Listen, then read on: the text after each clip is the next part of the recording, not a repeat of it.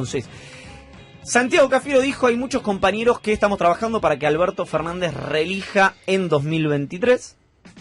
Y hay otras conversaciones y otras internas, te diría que no solamente subterráneas, sino a cielo abierto en la oposición, que solamente están escondidas o están tapadas por esta suerte de, ¿cómo decirlo amablemente?, pero de dispositivo y de artefacto ya complejo y disfuncional a límites desconocidos, que es el Frente de Todos, y en el que hay pocos dirigentes, por lo menos con los que yo hablé, que estén convencidos que a este paso el Frente de Todos va a ser competitivo en 2023. Y acá no tiene nada que ver, por ejemplo, o sea, tiene que ver en términos económicos, pero no es transversal a si estás de acuerdo o no con el entendimiento con el Fondo Monetario, es transversal o no si te gusta más o menos Alberto Fernández o Cristina Kirchner, es transversal en ese sentido. Entonces, la pregunta acá sería: ¿por qué se adelanta tanto la discusión a 2023 en las principales fuerzas políticas cuando la sociedad argentina está en un plano completamente distinto, que es en todas las encuestas? Si vivís en el distrito más populoso de la Argentina, que es la provincia de Buenos Aires, mejor dicho, en el conurbano bonaerense concretamente, porque a más de 250, 300 kilómetros las preocupaciones empiezan a ser otras, pero si vivís en el conurbano es la inseguridad, y si vivís en la Argentina es la inflación, ¿no? Parece que es indiscutible que viene por ahí. Hipótesis de por qué se adelanta esta discusión, Nicolás Fiorentino. Para mí hay algo que, a ver, se adelanta siempre. Se adelanta siempre. Se adelanta siempre. Si vos, mira, el 2022 es el equivalente en progreso de gestión al 2018 de Macri. Correcto. En 2018 el peronismo estaba recontra mega hiperactivo. O sea, se estaba gestando todo el Frente de Todos, que venía de tener su primera experiencia de estrategia conjunta parlamentaria coordinada entre Máximo Kirchner y Sergio Massa en la resistencia a las reformas que mandó Mauricio Macri después de ganar las elecciones de medio término en 2017. De hecho, vos hoy solo en esta última semana tenés 3 eventos que muestran a 3 dirigentes de Juntos por el Cambio que están en campaña. Por ejemplo, Patricia Bullrich en Córdoba, que cada vez que Larreta dice algo que le complica su plan federal, ella arma un bolso y se va a una provincia. Es como... ¿A qué te referís? Con la discusión por los subsidios. Ok. Con la discusión por los subsidios. De hecho, quien habló de los subsidios fue justamente el gobernador de Córdoba, Juan Schiaretti. Dijo: bueno, hagamos una ley. Más allá de eso, después vemos si lo podemos contar eso o no. Bullrich fue a Córdoba, hizo ronda de fotos con radicales, sobre todo.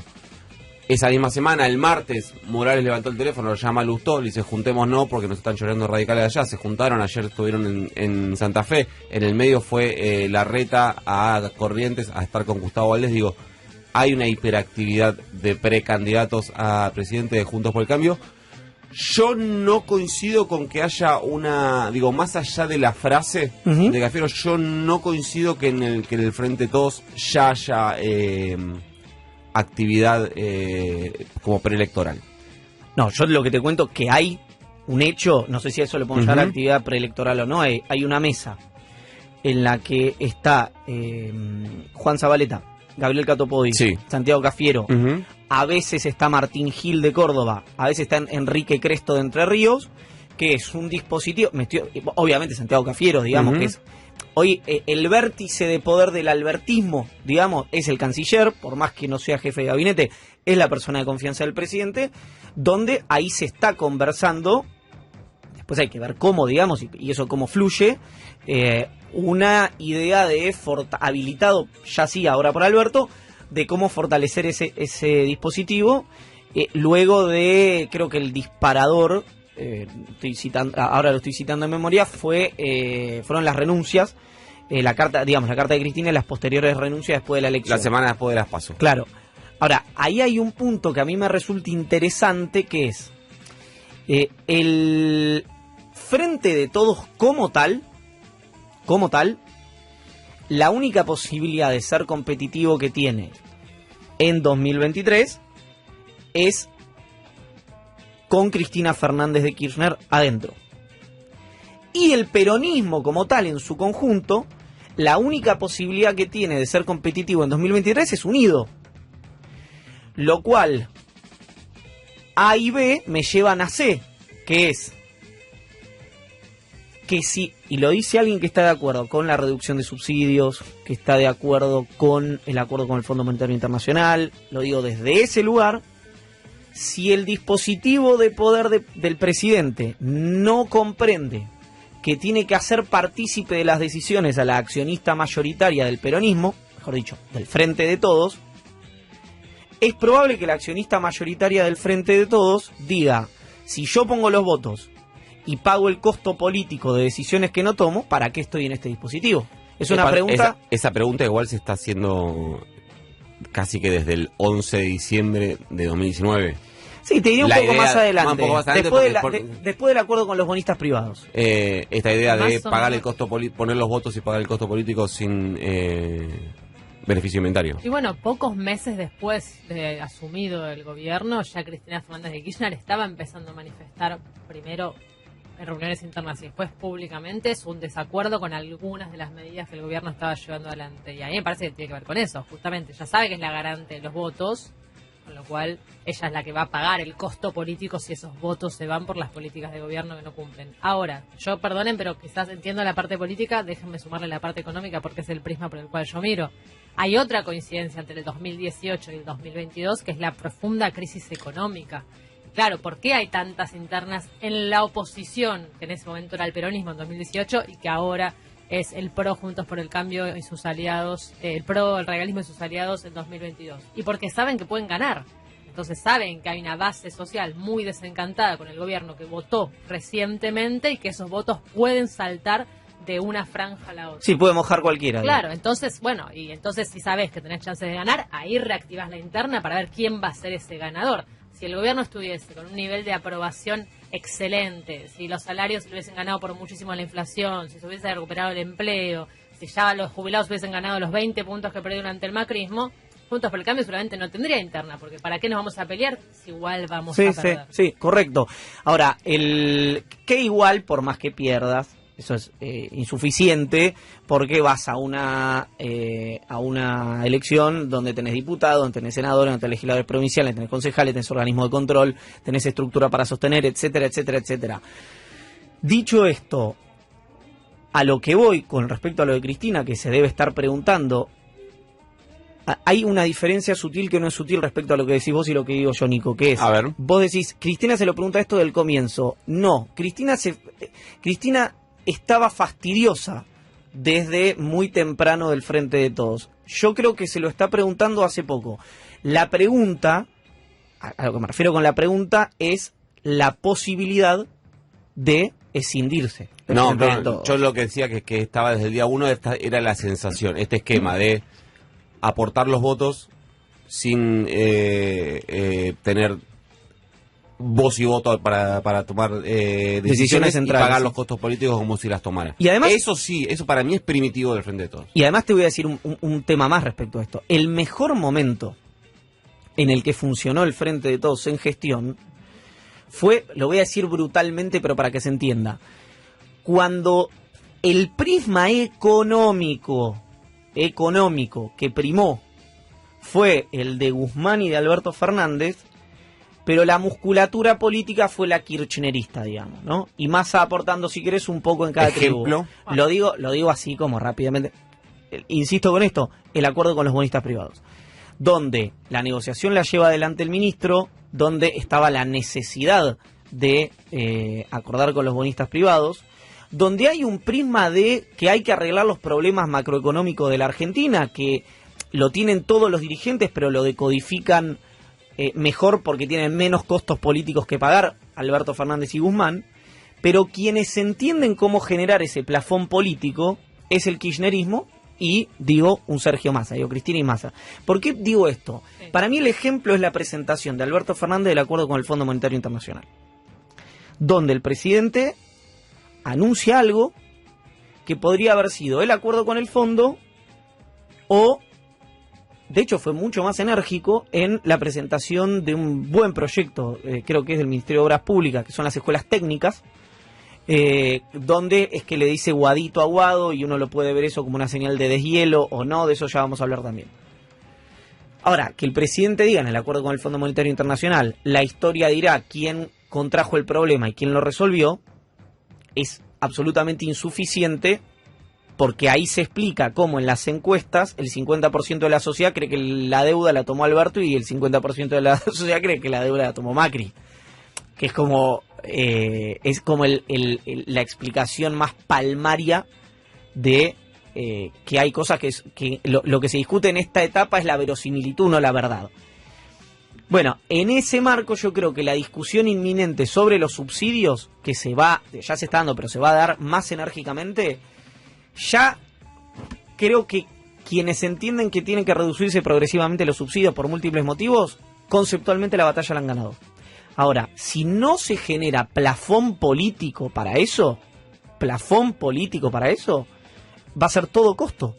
Porque para mí el tema subsidio, y con esto veo a mi amigo Ignacio Montivero, el nuevo, ¿cómo es el rol que tiene? Jefe de gabinete. Jefe de gabinete. Del fin de la metáfora, que me dice que cerremos, pero es para mí como la represión. ¿Nacho Montivero? No, la discusión sobre los subsidios. Veo que abren los ojos. Están esperando una chocada. Están esperando una chocada histórica. Nunca, pero no. Tengo marcado el 9. Tengo marcado el 9-1. Me falta un número nada más. Pero no. Con el tema subsidio pasa como con la represión. La sociedad no la sociedad entera, pero un pedazo grande de la sociedad te dice hay que meterle bala a los piqueteros, hay que reprimir, ¿viste? El discurso Babi, digamos, no voy a Checopa. Cuando el Estado hace eso y mata a alguien, porque la responsabilidad indelegable es del Estado, esa misma sociedad inmediatamente endereza la nave y dice: no, pará, ¿qué haces? ¿Te volviste loco? ¿Cómo vas a matar a alguien? Pero vos me pediste que meta bala. Sí, pero yo puedo pedir lo que quiera, yo no gobierno. Yo puedo demandar lo que quiera. Acá es lo mismo, se habla de racionalizar el gasto, que hay que bajar el gasto, que hay que, y está bien que hay que ir hacia una convergencia fiscal, etcétera, etcétera, etcétera. Ahora, bajar los subsidios, a la gente le sube la tarifa y te putean en 4 idiomas. Si vos no generás plafón político para estas cosas, es todo costo. E insisto, te lo digo conceptualmente estando de acuerdo con que esa reducción progresiva de subsidios no solamente es necesaria, sino es indiscutible. Lo que pasa es que para mí hay algo engañoso en eso. Y es, yo no creo que no debe existir un solo sector político que esté de acuerdo con los subsidios. Que sostiene que los subsidios son una buena estrategia para redistribuir el ingreso. Lo que hay son sectores políticos que consideran que es prioritario el impacto de la suba de tarifas por sobre el gasto que implican esos subsidios. Entonces no es una decisión...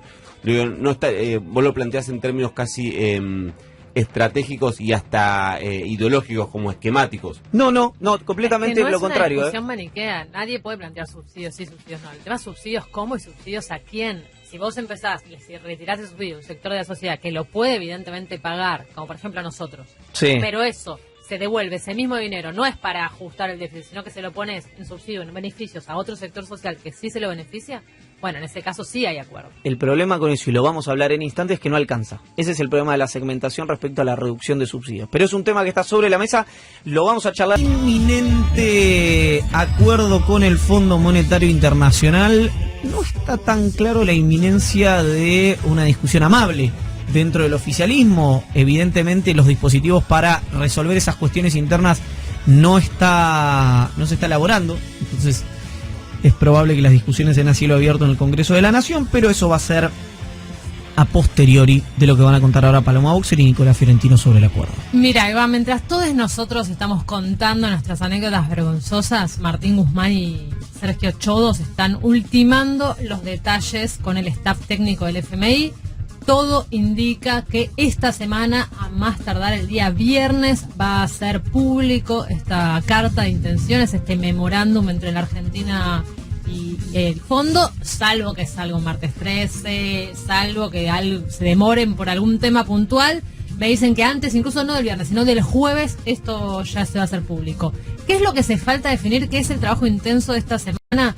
sobre todo el cronograma de desembolsos. A ver, porque la Argentina no es que patea los vencimientos actuales, sino que va a seguir pagando los vencimientos del crédito a Mauricio Macri, pero con plata que le entrega el fondo. ¿Cuánta plata va a entregar el fondo? Y sobre todo al principio, ver si es justo los vencimientos o si le van a dar un extra al gobierno para poder robustecer las reservas del Banco Central, es el debate. Por lo que me dicen, si el FMI devuelve solo lo que la Argentina pagó hasta ahora, estaríamos hablando de 7.000 millones de dólares, pero el gobierno quiere que sea una cifra más cercana a los 10.000 millones de dólares, para de esa manera poder tener un Banco Central más parado, porque además esto también te defiende, si querés, o te blinda un poco que el FMI te condicione cada 3 meses con no cumpliste esta meta, entonces no te doy plata, entonces las reservas bajan, no te puedes defender tanto ante una suba del dólar. Es para evitar cada 3 meses estar sufriendo. Hay algo interesante que dice Hernán Lacunza, que dijo con Alejandro Berkovich en C5N, que PRO lo subió oficialmente, el partido PRO, a su Instagram, y que coincide con una lectura de Cristina Kirchner, que es, mirá, haber llegado al último día, casi sin reservas, cuando la dinámica de vencimientos estaba, sin hacer hincapié sobre el acuerdo. Dice, bueno, la CUNSA dice que es una irresponsabilidad, Cristina dirá otra cosa, pero coinciden en que no fue una buena estrategia en ese sentido. 2 cosas sobre lo que contó Pablo hasta ahora. La primera, respecto a la fecha, estaba previsto, o la voluntad era que sea el viernes 25 de febrero, pero se encontraron con una situación, y es que el viernes 25 de febrero sería el cumpleaños número 72 de Néstor Kirchner. Entonces están evaluando la conveniencia o inconveniencia de hacer coincidir esos 2 hechos. A mí me habían dicho que era, evidentemente, o cambió o era mala la información, que se presentaba en el Congreso, estoy diciendo, en el Congreso el 2 de marzo. Puede ser que, porque el 1 de marzo es la apertura de sesiones parlamentarias. No, y el segundo dato respecto a esta diferencia entre los desembolsos que hace el FMI con respecto a los vencimientos, a mí lo que me dicen es que Martín Guzmán casi que está trabajando como con 2, como si tuviese, ¿viste un libro de Elige tu propia aventura? Sí. Con los 2 escenarios. Que está armando, lo voy a decir de la manera más bruta posible. Está pensando la economía argentina con los 2 escenarios posibles. Y claro, es lo que hay que hacer. El punto era que, primero, lo que se planteó es que no iba a haber desembolso contra vencimiento, que los desembolsos iban a ser, no sé si mensuales, pero algo así, y que iban a ser un poquito por encima de... Con remanente, esa claro, es la palabra. No, justamente en contra de la auditoría y de los vencimientos. El plan era, o lo que contó el gobierno cuando Alberto anunció el acuerdo, era descalzo los desembolsos de los vencimientos y de las revisiones, justamente para no quedar sometido a eso, y además son vencimientos que estarían un poquito por encima de lo que desembolsos que estarían por encima de lo que necesita la Argentina para los vencimientos. Eso es lo que está buscando el gobierno, eso es, me dicen, sobre todo el gran debate que falta cerrar para ponerle el moño al acuerdo. Está el tema de las sobretasas, ¿se acuerdan esto? Ese extra que le cobran el FMI a la Argentina porque Macri pidió demasiado dinero para la cuota que tiene la Argentina en el fondo. El G20 tuvo reunión este fin de semana de sus ministros de Finanzas y presidentes del Banco Central. Nuevamente en el comunicado hizo un llamamiento que el FMI revise la política de sobretasa. Lo que me dicen a mí es que casi todos los asientos del fondo están de acuerdo con esto, pero no los Estados Unidos, que de hecho lo dijo público de los Estados Unidos, su tesoro el fin de semana pasado, y es muy difícil que esto suceda ahora. ¿Por qué te remarco la hora? Porque el gobierno sabe que sería una gran sorpresa que haya novedades este fin de semana con este tema. Recordemos que son 10.000 millones de dólares lo que estamos hablando, la diferencia entre sobretasa sí o sobretasa no. Pero el gobierno sí mantiene alta la expectativa de que esto en algún momento del año salga. Por eso es que la Argentina va a incluir una cláusula, que se las nombre, tiene un nombre difícil, que es pari passu, pero que básicamente lo que quiere decir es que si en algún momento en el futuro el FMI cambia alguna política y hay alguna posibilidad de una renegociación mejor para nuestro país, bueno, automáticamente nos va a empezar a regir. Ojalá el no gobierno dice, ahora no se va a incluir la sobretasa, pero no descartan que en algún momento del año sí se la salga. Ojalá no sea la misma expectativa que tenían depositada en la baja de deuda contra medidas contra el cambio por el cambio climático.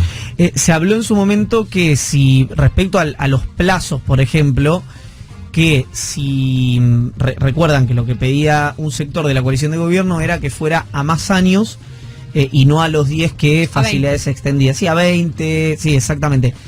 Bueno, si en algún momento llega a haber alguna modificación en los estatutos del Fondo Monetario Internacional, difícil que el chancho chifle, ¿no? Pero si eso llegara a ocurrir, Argentina entra en lo que se estaba negociando, era que entrara en la lógica de nación, la cláusula de nación más favorecida,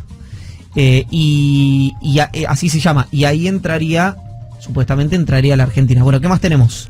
¿Qué se va a mandar al Congreso? Sí. ¿Qué se va a mandar? Guzmán desmintió esta semana que fue saber partes ocultas en el acuerdo, algo que publicó un gran medio en su tapa, pero además también es un temor interno que existe en el frente de todos. Guzmán lo descartó. Lo que va a mandar al Congreso son dos opciones, quizás Nico tenés más presiones de esto. Uno es un permiso para endeudarse, que es básicamente lo que dice la ley. Sí. O el otro escenario que están barajando es que presente un poquito más, que presente el cronograma de desembolsos para que también sea aprobado con el Congreso.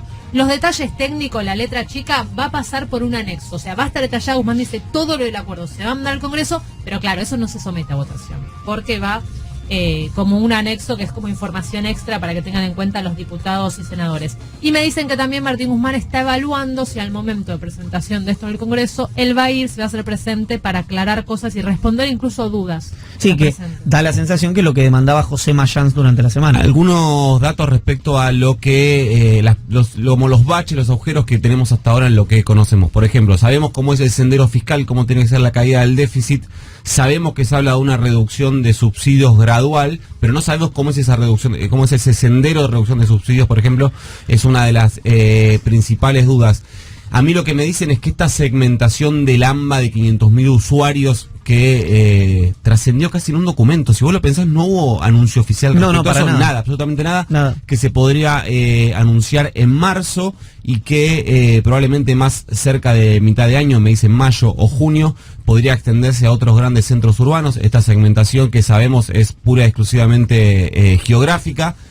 El dato ahí es que la segmentación de estos 500.000 usuarios del AMBA representa el 0,08% del PBI. 0,08% del PBI, cuando los gastos en subsidios el año pasado fueron el 2,4%, por lo cual habría que quitarle 30 veces, o sea, el equivalente a 30 recortes en el área metropolitana.